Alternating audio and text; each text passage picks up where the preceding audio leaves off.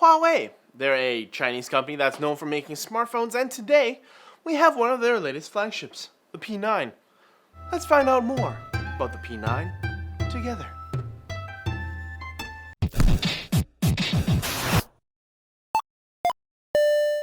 Let's start off with what's included in the box. In the first layer we have the phone.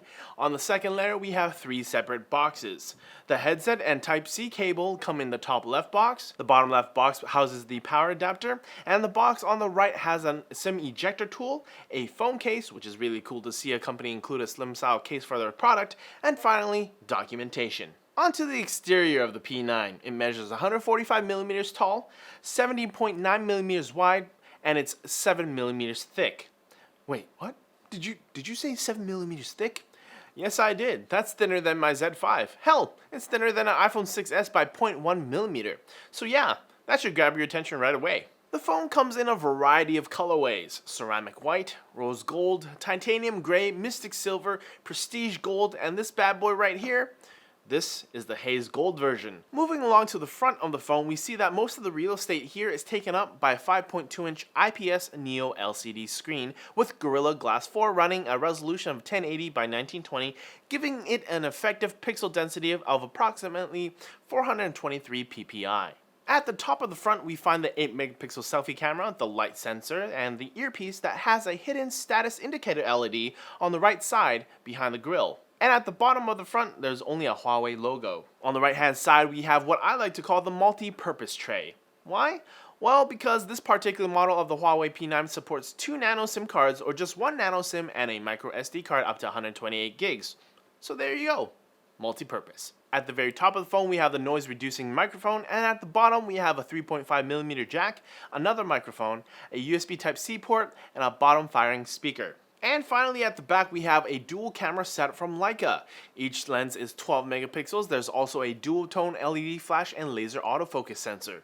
Just underneath that, there's a fingerprint sensor that also doubles as a wake sensor, and near the bottom, more Huawei branding. Now, in terms of specifications, this dual SIM version runs a quad-core ARM Cortex A53 CPU running at 1.8 GHz, a Mali T880 GPU, 4 GB of RAM, 64 GB of storage space, a 3000 mAh battery, and it runs Android Marshmallow 6.0, although it does have Huawei's EMUI version 4.1 skin overlay on it. Let's move along to some benchmarks. In Geekbench 3, the P9 scored 1,878 for single core, and for multi-core, 6,300. For Antutu, the P9 scored a 61,126. Now, these scores are a bit lower than other flagships that we've seen, but of course, they are different CPUs and different specs, so just take that with a grain of salt. Now on to some real-life usage. With media consumption, there aren't really surprises here. The IPS screen has great color reproduction, which is to be expected from IPS displays, and while I'm a bit upset about the bottom firing speaker, it's fairly loud. Now, on to the main attraction, the camera. Or in this case, cameras. The dual 12-megapixel cameras were co-developed with Leica, a well-known camera maker. One sensor captures color while the other only captures in black and white, or monochrome. Now, the monochrome sensor lacks a filter that most color cameras use, but this allows for this sensor to capture more light and in theory will do better in low light situations. The monochrome mode on the P9 is actually true monochrome as opposed to desaturated color photos other smartphones take.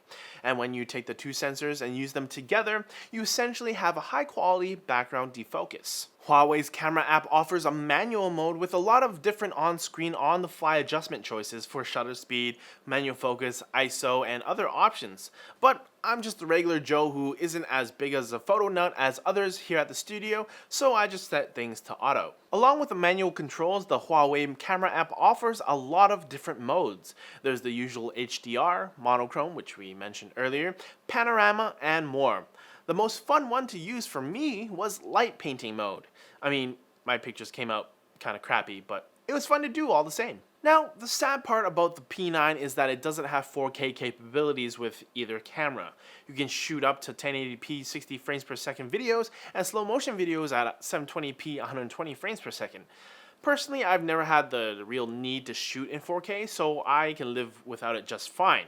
But anyone looking for a 4K video camera, you don't have to consider the P9. On to battery life. With auto brightness on, I can get through an entire day and have about 30% battery life left, which isn't too shabby for a 3000 mAh battery, but of course, your mileage may vary. Personally, I think the biggest turnoff about the P9 is their EMUI skin over Android. While the overall look is nice and the phone comes with different themes, the setting menu does get a bit hectic as it isn't easily accessible as other flagships. Some of the other menus like battery life and security options are buried a little too deep into the phone's settings than what I'm used to. So what's my final verdict for the Huawei P9? Well, if you're currently looking to upgrade your 2-year-old daily driver and you're an above average photo nerd, the Huawei P9 should definitely be on your list of phones to check out. But if photography isn't your biggest concern in a phone, at roughly $650, skip the P9. Most other flagships at that price range will still be able to take adequate photos, and they offer better performance in the CPU department, and some others will even offer waterproofness at a few dollars more. If you're interested in the phone, you can click here or the link in the description to find out more about the Huawei P9. Thanks for watching. Click over here for previous videos. Check us out on Twitter right over here. But as always, don't forget to like the video, comment down below for fans with benefits, and subscribe for more like this from NCIX. We'll see you later.